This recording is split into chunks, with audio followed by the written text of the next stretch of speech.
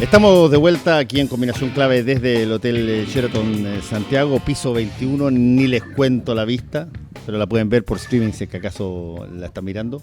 Y estamos nada más que y nada menos que con un ganador, pero yo no sé si fue sorpresivo, pero sí, fue sorpresivo. Porque en la tele todo el mundo cree que si es que hay programas que rompen con los moldes clásicos de entretención, de producción, de lo que está pegando en ese momento, qué sé yo, el drama televisivo o telesérico o el reality, eventualmente está condenado a bajo rating. Y sin embargo, Jorge Baradit lanzó un programa en televisión el domingo pasado, antes del noticiario, y tuvo un éxito extraordinario. De hecho, fuiste número 1, y tiene que ver con, básicamente, presentar la historia de Chile desde un punto de vista quizás más entretenido, más inusual, más desconocido.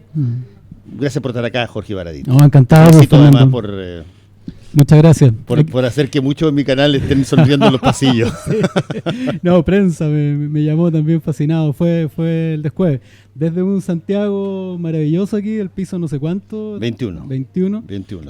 Claro, es bonito mirar Santiago y todo lo que hay en esta ciudad de historia mientras estamos hablando de este tema. Fue un día precioso, fue como una final de la Copa América para mí.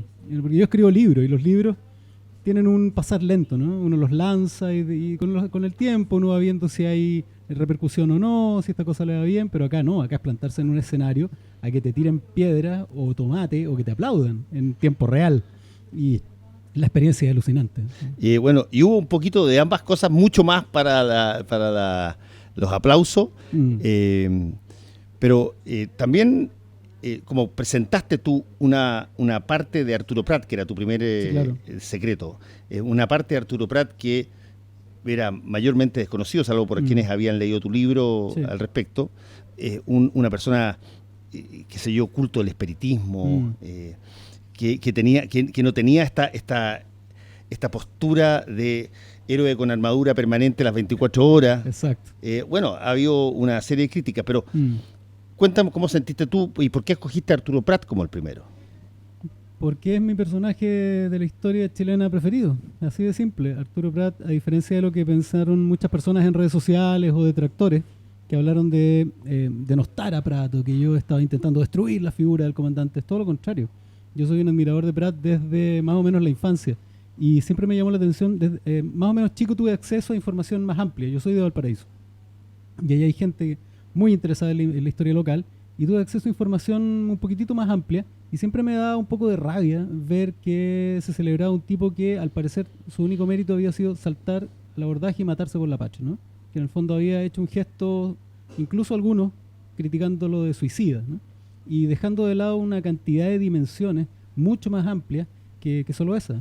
Prat era un personaje, es un personaje que puede aportar al día de hoy, a nuestra historia actual, con un sentido del deber que hoy día es absolutamente incomprensible para la mayoría de los chilenos. ¿Cuántos están dispuestos? ¿No? Él era un abogado, ¿no? Era un profesional, no solamente un profesional de las armas, también de las letras, un tipo muy culto. ¿Cuántos hoy día estarían dispuestos a donar su vida? ¿Cuántos estarían dispuestos a donar su billetera, ¿no? O sea, como que de ahí para abajo. ¿Cuántos hoy día estarían dispuestos a renunciar porque Exacto. dentro de su institución se ha producido un cagazo? Digamos. Exacto. ¿Cuántos hoy día estarían dispuestos a poner el pecho realmente a las balas, ¿no? Y él demostró que siendo un personaje secundario en la Armada de la época, era capaz de asumir esa responsabilidad y muchas otras más en su vida civil, ¿no? Un militar. Siempre ha habido una construcción del mundo militar como apolítico, distanciado, metido dentro de los cuarteles y la verdad es que él tenía dimensiones sociales, humanas, era un tipo que colaboraba con su sociedad, ¿no? El tipo era un abogado que estaba preocupado de la causa de los trabajadores, estaba preocupado a través del servicio electoral y de la ley electoral, de la participación universal, de su trabajo, su tesis como abogado, apuntaba finalmente a un sistema más democrático. Hay que recordar que en esa época, por la Constitución del 33, en Chile solo votaba el que tenía plata, ¿no? Si tú no tenías ciertos bienes hacia abajo, simplemente no tenías derecho. Entonces imagínate lo que significaba para ese enorme grupo de chilenos no tener ninguna influencia en el Congreso para que modificaran su situación. Prat estaba preocupado de eso. Intentó, o por lo menos orientó, llevar la ley electoral hacia voto universal, estaba preocupado de las mujeres. Entonces era un gallo multidimensional, mucho más amplio. Ahora, una cosa, Jorge Baradit, es que tú tengas la información, sí, claro, que uno la puede obtener, la puede tener de carta, sí, la puede tener.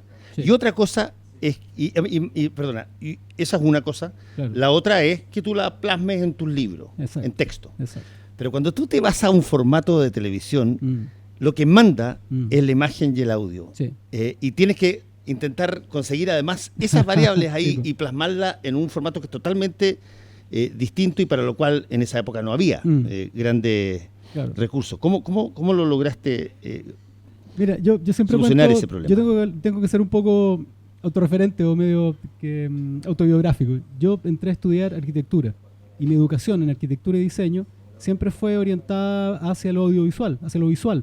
Y con respecto a lo visual, en particular a las búsquedas de herramientas y de lenguajes visuales, ¿no? Entonces cuando yo me puse a escribir, para mí la escritura era un complemento o era un suelo para un desarrollo siempre más amplio. Yo cuando escribo novelas, mi trabajo literario es muy visual, ya. Me interesa que la gente se sitúe, que vea, que sienta, muy de sentidos todo lo que yo hago. Y siempre acompañado de otros sentidos, desarrollo soundtracks, desarrollo videos cortos que complementan la literatura. Entonces, el formato audiovisual no me era ajeno. Hay unas formas de narrar y de relatar que en mí han estado más o menos siempre. Ya a mí no me interesa ser un escritor, a mí me interesa ser un narrador.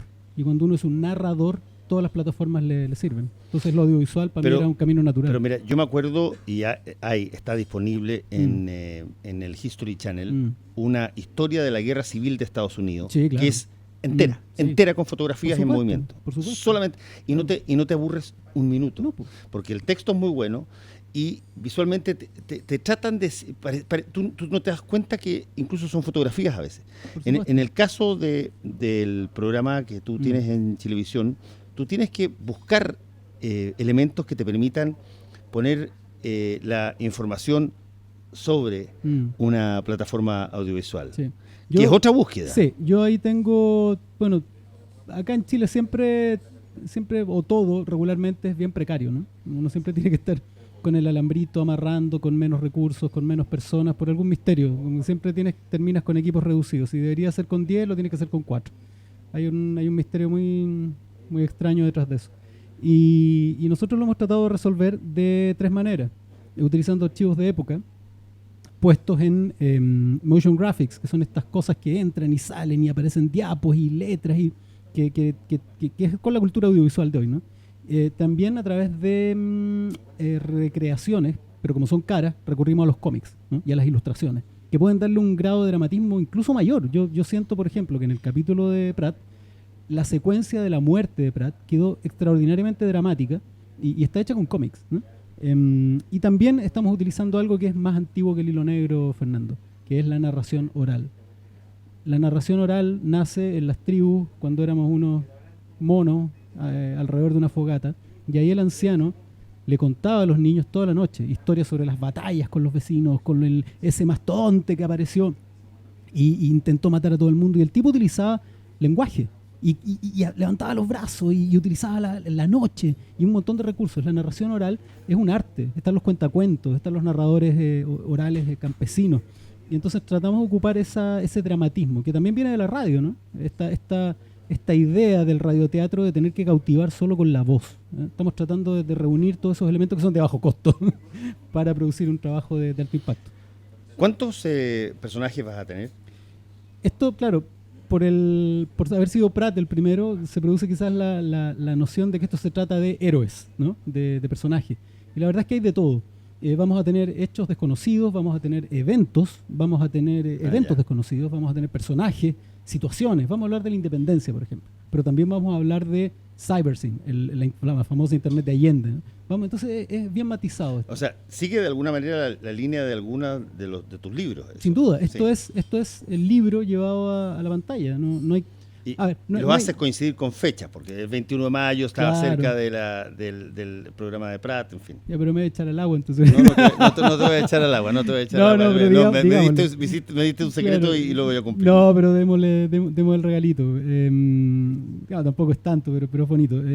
La clave es decir que, claro, el día domingo, hoy día se cumplen 199 años del asesinato, ¿no?, de Manuel Rodríguez. Así que el domingo vamos a estar hablando de Manuel Rodríguez, el guerrillero, su faceta. Vamos a adelantar un poco algo. En este afán tan militarizador de nuestra historia, Manuel Rodríguez, así como Prat es el tipo que se mata por la patria, Manuel Rodríguez es el guerrillero. Y la verdad es que lo menos relevante de Manuel Rodríguez para la historia de Chile era su condición de guerrillero. Él era un ideólogo, un político, un hombre muy culto, y podríamos decir que frente a cualquier cosa que se pudiera pensar, era el tipo más culto y más ideológico de todos nuestros próceres.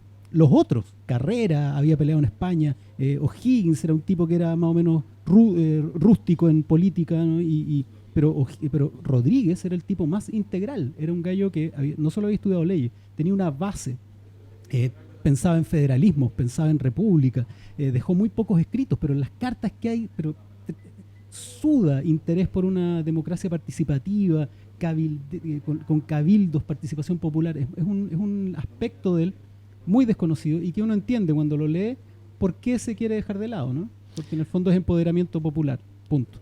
Ahora, es interesante la situación de Manuel Rodríguez, porque Manuel Rodríguez, por el solo hecho de tener ¿Adjetivo?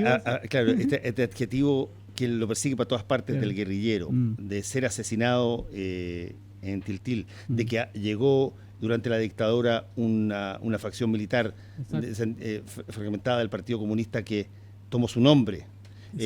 Bueno, quedó congelado en una situación básicamente de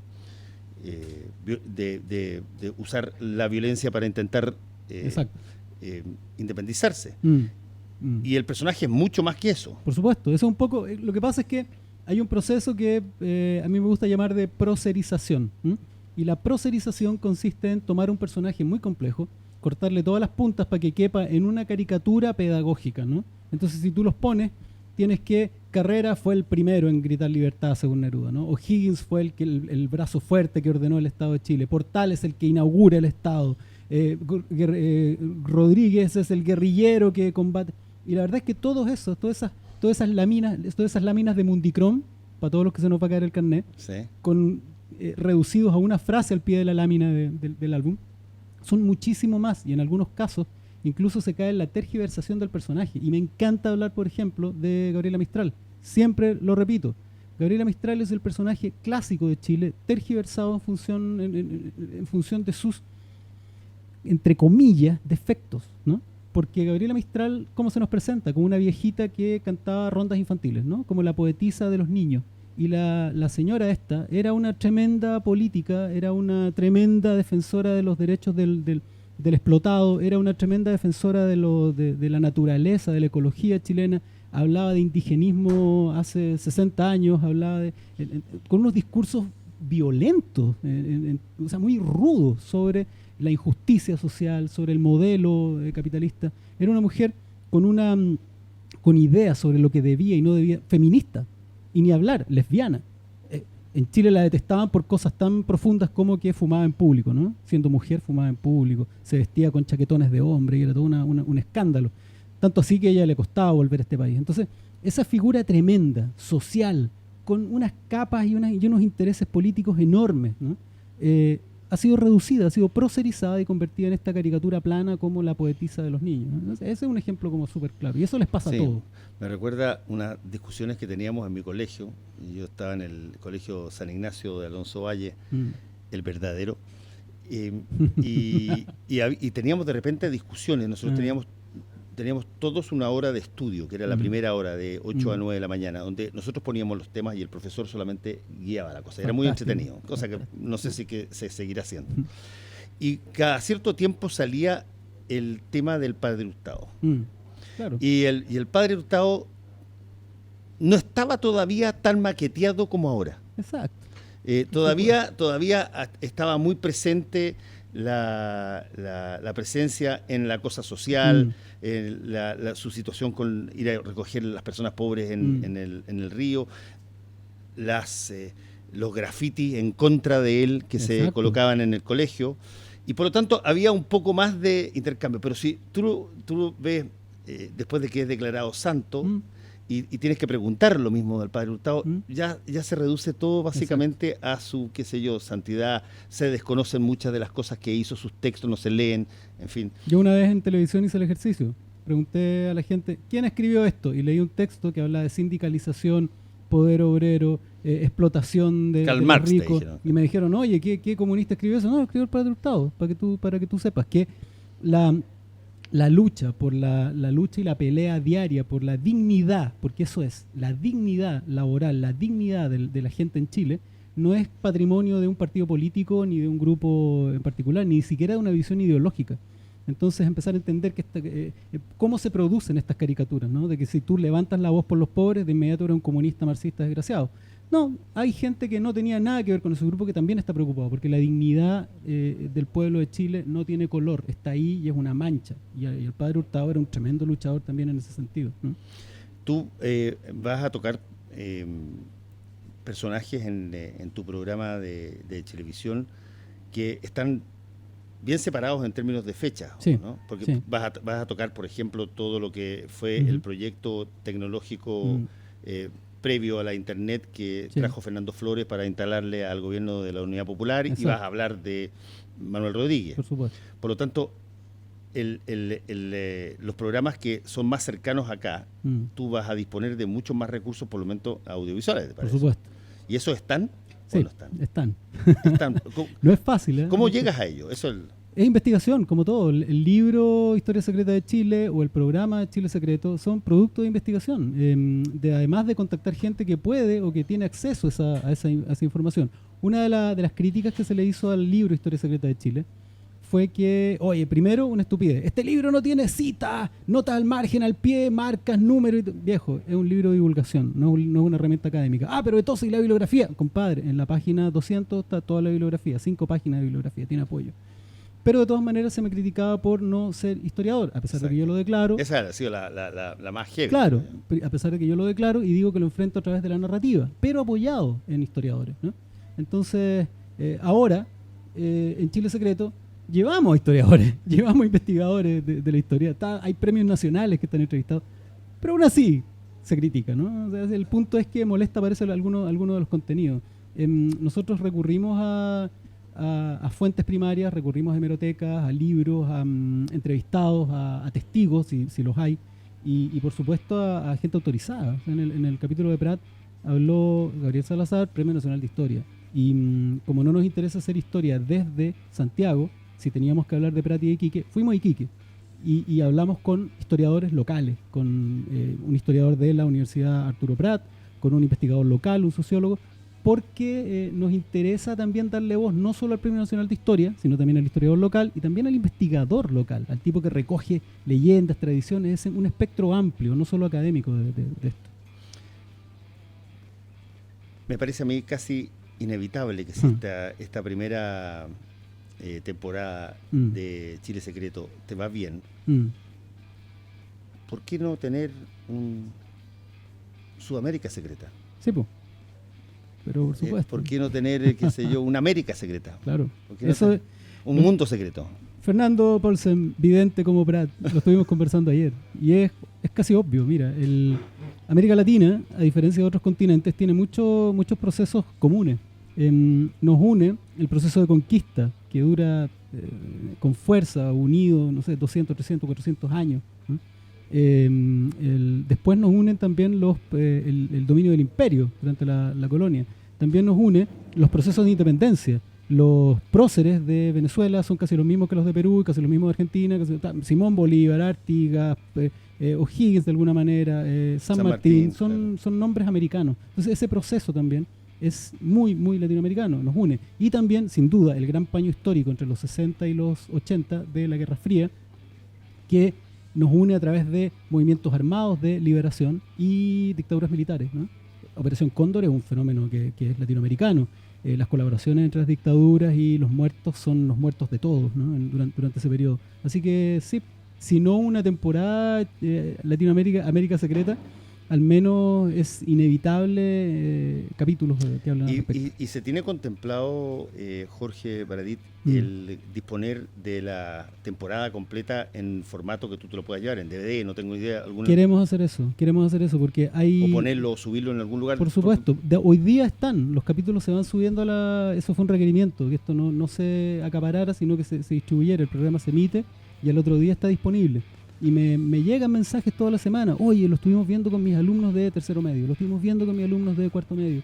Porque, a ver, esto no se trata de hablar de la verdadera historia, ¿no? Esto se trata de entender que la historia no es propiedad de nadie, que la historia no está escrita en mármol, ¿no? No es piedra, la historia se está reescribiendo todos los días. Hace muy pocos años pensábamos que Pedro Valdivia había llegado a un peladero.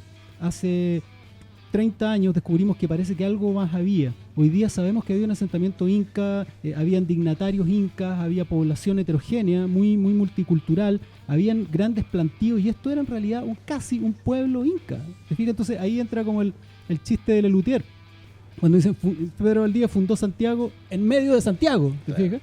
Entonces la historia no está escrita en piedra y siempre es importante entender que la única manera de llegar a cierta forma de objetividad histórica es cruzando distintos puntos de vista. O sea, no existe un escritor que tenga la verdad, un historiador que tenga la verdad, es a través del cruce de distintos puntos de vista. Y por último, eso todo tiene sentido, pero tú estás en televisión y televisión, sí, como decía un profesor mío en Estados Unidos, me decía, television is drama. Sí, claro. Televisión es drama. Si tú no tienes drama, por lo tanto tú tienes que construir el relato desde un punto de vista dramático, que algo pase, sí, que haya un guión, y eso te acerca casi a novelizar la historia. Un poco. El tema yo creo que el éxito de Historia Secreta de Chile nace de ahí. Yo soy escritor y cuando lo junto con la historia hay una diferencia y siempre lo explico de esta manera. Cuando una ciencia, como aspira a hacerlo la historia, algunos dicen que es filosofía, hay una disputa ahí, ¿no? Tiene que distanciarse de su objeto de estudio y desapasionarse en el sentido de quitarle emocionalidad porque no te puede contaminar ninguna emoción, ¿no? Tienes que tratar de ser objetivo. Y esa distancia el lector la siente y los libros de historia terminan siendo un poquitito áridos, un poquitito harto, secos. En cambio, cuando tú juntas eso con un historiador, o sea, con un narrador, el narrador tiene una función completamente distinta. Tiene que acercarte, tiene que a ti como lector hacerte sentir que estás en la batalla, que te duele el dolor de Prat, que sientes rabia por la muerte de Rodríguez, porque estaba por nacer un hijo. Tú cruzas información y dices, ¿cómo es construcción de drama? En un libro de historia te indican, por un lado, que Rodríguez tenía un romance con Francisca Paula Segura y que iba a tener un hijo. Por el otro lado te cuentan que lo mataron en Tiltil. ¿Qué hace un narrador? Dice, Rodríguez cuando iba caminando hacia Tiltil no sabía que en ese momento era padre en Pumanque, tenía un hijo que nunca iba a conocer a su padre. Eso es mezclar literatura con historia. Y no es faltarle a las fuentes, no es cometer ningún exabrupto, es simplemente construirlo con un lenguaje que pueda llegar a más personas. Jorge Baradit, una vez más, es un placer tenerte acá en Combinación Clave. Encantado de conversar contigo, gracias a ti. Chao. Ya pues, nos vamos desde este magnífico setting del Hotel Sheraton Santiago y nos reencontramos el próximo lunes ya en nuestra cubículo habitual allá en Los Nogales. Chao.